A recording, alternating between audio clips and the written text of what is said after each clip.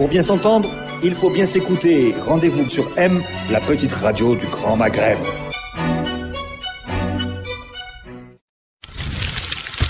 Radio M, le café presse politique.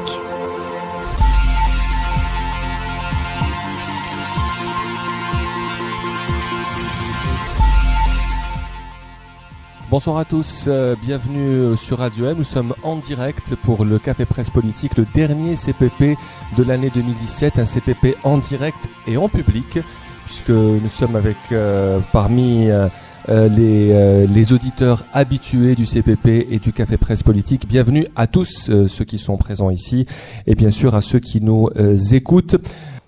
L'option de base, c'est Abdelaziz Bouteflika. Ça, il faut bien le comprendre. Enfin, nous, on l'a compris à notre détriment. C'est-à-dire que en avril 2013, à la fin d'avril, après le 27, quand le président a fait son AVC, on était parti sur autre chose. Jamais on n'aurait pensé que, à l'échéance d'une année après, il allait être le candidat. Il a pu être candidat alors qu'il était au fond du trou et qu'il était au plus mal. Donc, je pense que autour de lui-même, il ne s'envisage que président. Il faudrait qu'il se passe quelque chose comme au Zimbabwe pour que ça soit différent. Mais sinon, l'option du système, c'est 5e mandat. Ça, j'en suis. Vous en êtes persuadé aujourd'hui? Persuadé complètement. L'option Saïd, c'était une option, une sorte de booster, de dérivation comme ça, pour au cas où c'est pas possible. Est-ce qu'on peut pas maintenir la baraka de Bouteflika en mettant son frère? Mais c'est pas très sérieux. C'était bien que le général Ben Hadid alerte l'opinion.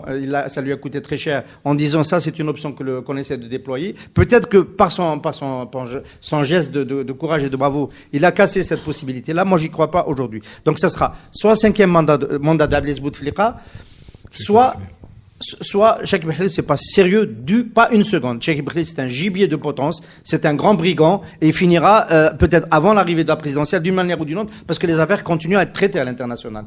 Les affaires en Algérie, c'est arrêté, mais les affaires à l'international continuent d'être traitées. Et il est extrêmement ridicule dans ses conférences. Moi, j'ai écouté un journaliste, c'était à Oran il y a 2 jours, qui était au centre des conférences, des conventions à Oran. Il est pathétique, ce type. Hein. Il faut vraiment pas relayer. Moi, enfin, c'est mon point de vue. Chacun est libre de penser ce qu'il veut, mais c'est pas sérieux. Cheikh Behlel, c'est pas sérieux. Donc c'est Abdelaziz Bouteflika. S'il ne peut pas, et à mon avis, ça va poser de gros problèmes. On est dans une crise du régime. On est dans une très sérieuse crise du régime. La preuve que ça va être difficile de faire passer ça, c'est que cette année, la campagne est partie. Cette fois-ci, la campagne est partie de très loin. Elle a commencé. Hein.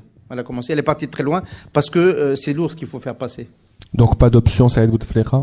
Qui, en 2018, à part le président de la République, est-ce que un des admirateurs et de ceux qui suivent le Café Presse Politique qui est avec nous ce soir nous disait tout à l'heure, peut-il se passer autre chose que ce que l'on veut nous présenter, de ce que l'on nous prépare pour 2018? Est-ce que c'est envisageable? C'est possible. Un Macron algérien? Pas un Macron algérien, mais bon, ça m'étonnerait qu'on puisse arriver, c'est-à-dire qu'il y ait actuellement, en tout cas au cours de ce siècle, un jeune Algérien à la tête de cet État. Mais je pense qu'il faut suivre Sellal.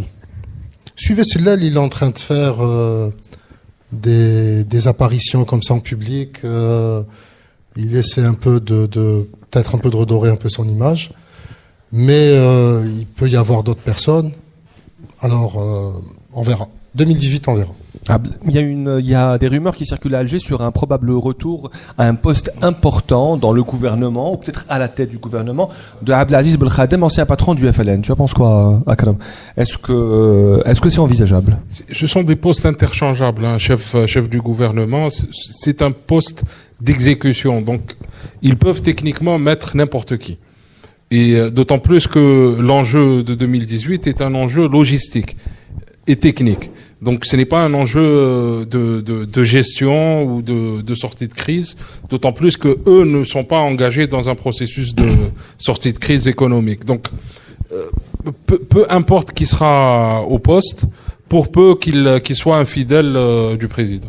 On peut revenir à la situation de fin 2013 quand l'état de santé de Bouteflika est encore suffisamment incertain et que ses amis et son clan essayaient d'envisager un plan qui soit un plan Bouteflika continuité Bouteflika sans Bouteflika. Les 2 noms qui ont circulé, c'est celle-là, c'est bien de le rappeler, et l'autre c'est le général Hamel, qui avait circulé de manière insistante, comme une synthèse entre l'armée et le clan Bouteflika. Et je pense que l'option, celle-là, à mon avis, elle est morte, parce qu'il est plus chef de gouvernement, enfin Premier ministre. Par contre, il y aura peut-être, si jamais c'est pas possible pour Bouteflika, parce qu'il peut avoir encore des difficultés sérieuses de santé et une forte résistance qui peut se passer dans la société. Le scénario pas prévu, c'est un scénario qui ne peut pas se produire si les Algériens ne bougent pas. Si les Algériens ne bougent pas, on est sur 5e mandat. Et à l'intérieur du régime, à mon avis, il n'y aura pas assez de résistance.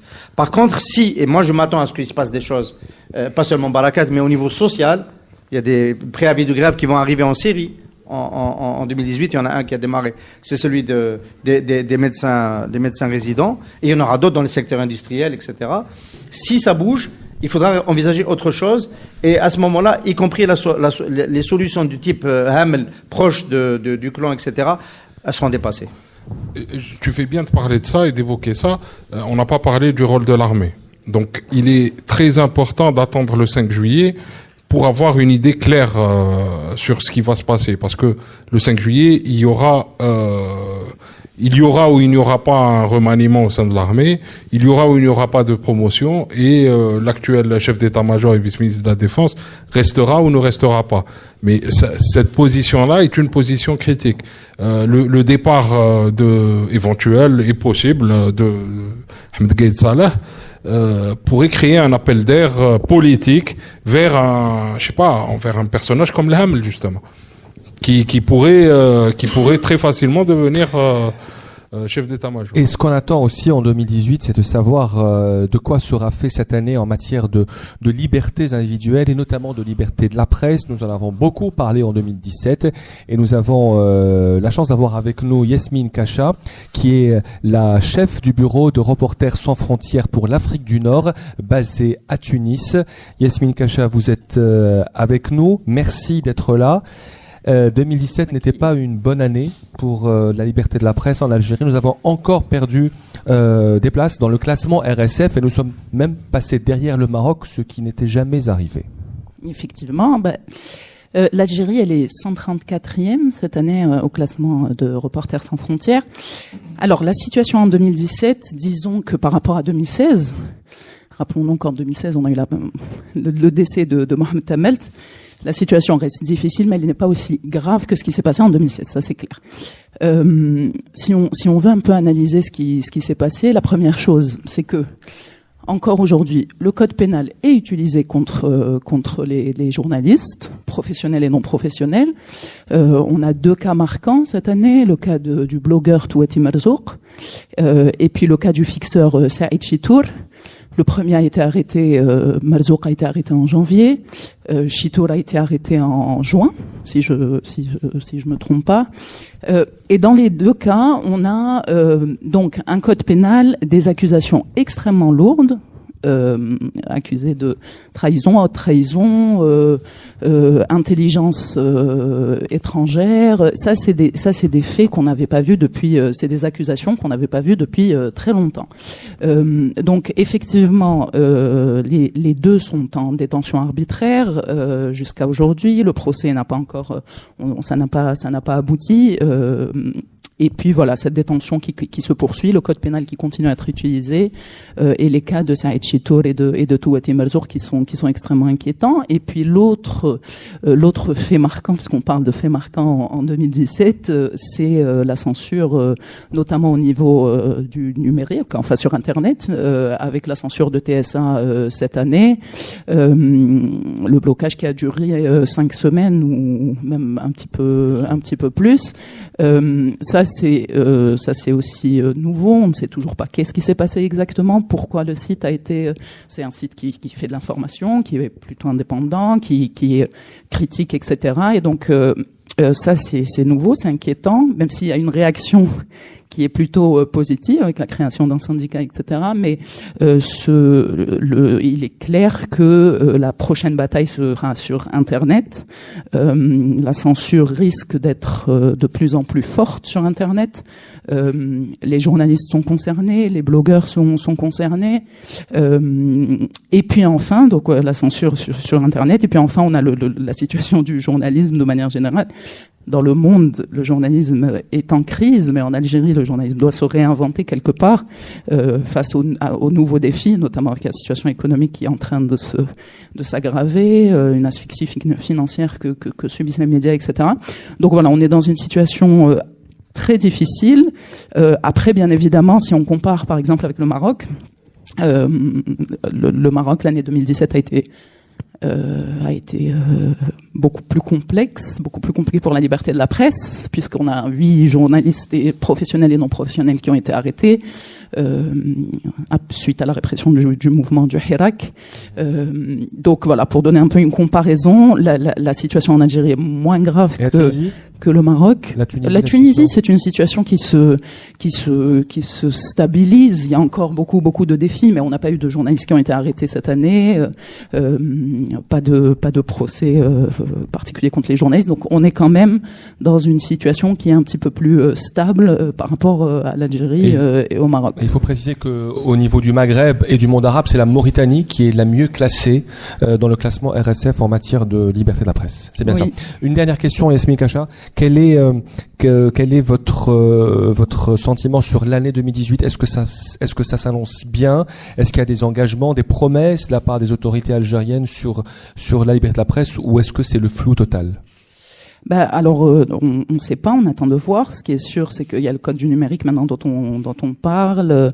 Est-ce que ce code du numérique va contenir un chapitre consacré aux droits et libertés? Est-ce que la société civile sera consultée pour avoir un texte qui soit conforme aux standards internationaux et puis à la constitution algérienne qui protège, on le rappelle, la liberté de la presse. Donc ça, c'est des questions qui vont. Est-ce que Saïd Chitour va être libéré? C'est une demande forte de Reporters sans frontières. On a lancé une pétition signée par plus de 5000 personnes pour demander sa libération.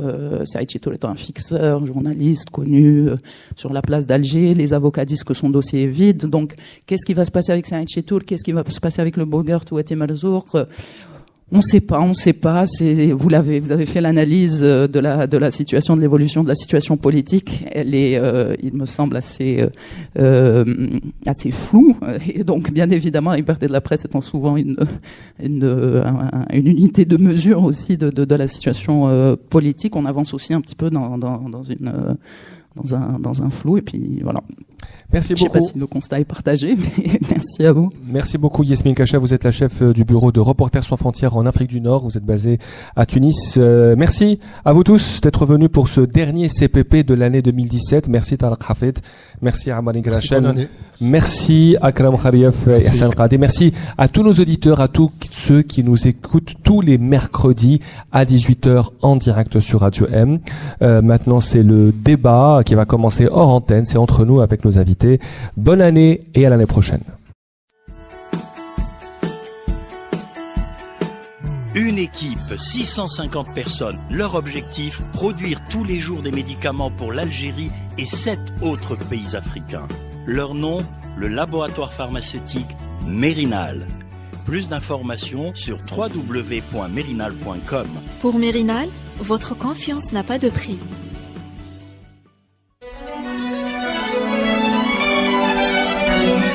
Pour bien s'entendre, il faut bien s'écouter. Rendez-vous sur M, la petite radio du Grand Maghreb.